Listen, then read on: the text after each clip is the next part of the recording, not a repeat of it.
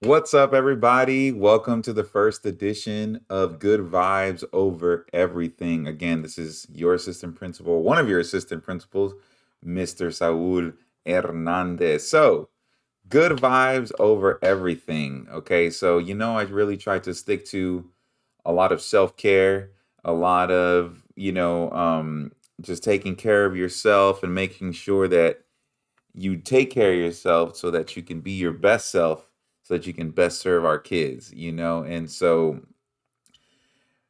for those of you that have known me for the past 6 months, some of you have known me a little bit longer, some I've just met very recently, but I know it's pretty evident for anybody that either has met me in passing or has had a lengthy conversation with me that I'm a very positive person. I'm a very much so a glass half full kind of guy. And I'm here to tell you is that it's not always been like that. And so this is something that has been instilled in me from my parents.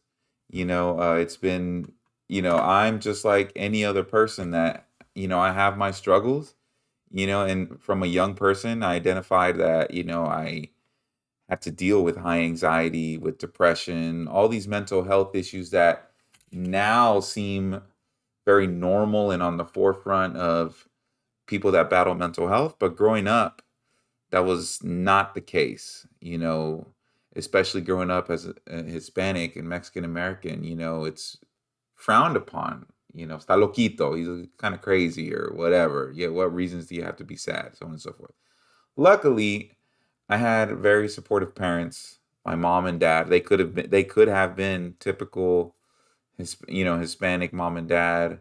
I'm first generation. Like my dad is an immigrant to this country. He has since been naturalized, all those things. But I mean, he's old school for the most part. And so he's always kind of coached me through, being a very positive person. So it wasn't always so.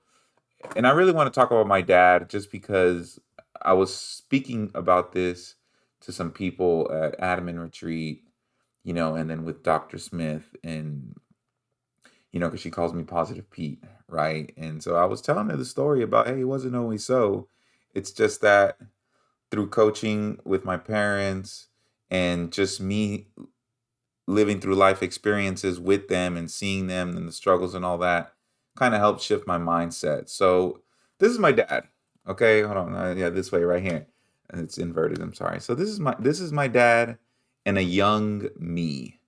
Okay, and so my father is a baker by trade, just sports center edition of his life. He was born in a town called Huetamo, Michoacan, which is a very small town out in the state of Michoacan. His mother was a baker, and that's how they had made ends meet. And so, unfortunately, my grandmother passed away when my dad was maybe 7, 8 years old. Okay. And then about a week later, his dad, my grandfather, was like, I ain't raising y'all deuces. And he burnt out. So he went, dropped him and my 5 or 6 aunts and uncles, dropped them off at grandma's house and says, hey, I'm not dealing with this. Bye. And so my father had to drop out of school. Hey, well, you're gonna have to work to support, and so what did my dad do? Luckily, he paid attention when my grandmother was baking and he started baking. And he's been a baker by trade. He worked in Mexico City at one of the largest bakeries in Mexico, one of the most famous one called La Ideal Bakery in Mexico City. And then he moved to Dallas, Texas, and that's where he met my mom. They got married, and then they opened up their own bakery, okay, in the Heights, okay, on there, 1006 North Shepherd, in Houston, Texas, out in the heart of Heights. If you go now, it's a place called Pudgy's Cookies. They sell like the best cookies. Anyway, I'm getting sidetracked. I'm sorry, but the struggle was real for my parents, and I used to have a picture of my father that really hit home with me. I used to have it framed in our house when we moved here to Rosenberg because it showed the struggle that he had to go to, and I always remember the positive message that he gave to me. So the picture was when I was younger than I am in this picture. I was about a year old. My father was one of the first people in Houston to sell pan bolillo, which is for like tortas, was like a sandwich. He would deliver it all over Houston to restaurants. Okay, he was one of the few bakeries back then that did that.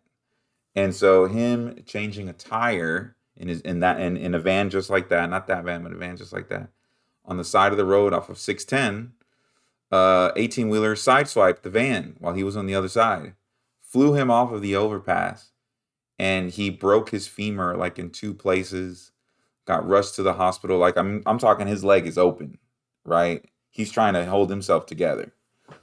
And the picture that I used to have, but we lost it in the floods, was of him 24 hours after he had just got flung off of the overpass. His leg is wide open, femur broken in two places. He's on crutches back at the bakery working, right? And so it showed the tenacity that he has. It shows the will of, hey, I have a job to do. I have a baby boy that I have to feed.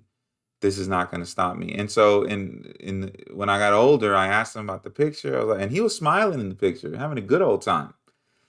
And I was like, Dad, like, man, you went through so much in that, and 24 hours later, this and that. He was like, son, I was like, I'm smiling because I was alive. I had a lot to live for. I was breathing.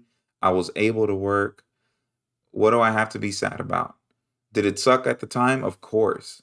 Did it take an adjustment? Of course. He's like, but I had to stick to the positive because clinging to negatives is never going to get you anywhere. And so that really resonated with me. And so I always had that picture there. So whenever I was feeling sorry for myself or whatever, like, and it wasn't just so much like, damn, well, my dad went through a lot, but it was more of a man, like, he can smile through this adversity. I can smile through anything. And so, and this is my dad now. This is my dad at, how old is he now?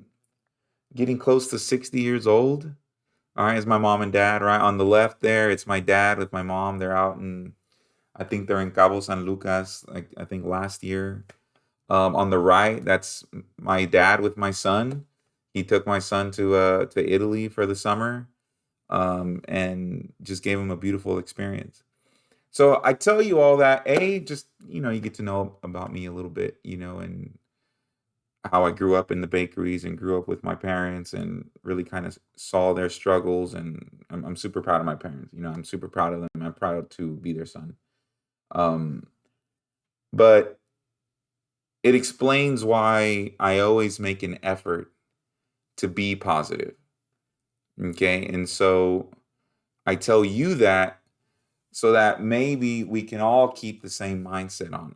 We're about to go into a full school year, a crazy school year with a lot of changes. Okay, we're opening up ALC South, all the way out in Kendleton, Texas.